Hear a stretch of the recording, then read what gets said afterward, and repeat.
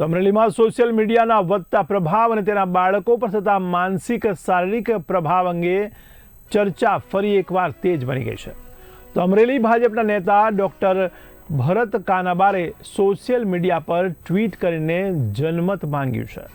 તેમણે પોતાના ટ્વીટમાં ઉલ્લેખ કર્યો છે કે ઓસ્ટ્રેલિયાએ 18 વર્ષથી ઓછી ઉંમરના બાળકો માટે સોશિયલ મીડિયાનો ઉપયોગ પ્રતિબંધિત કર્યો છે.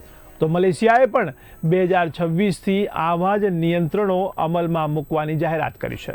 તો યુરોપના અનેક દેશો સૌથી વધુ કડક પ્રતિબંધો લાગુ કરવાની તૈયારીમાં છે.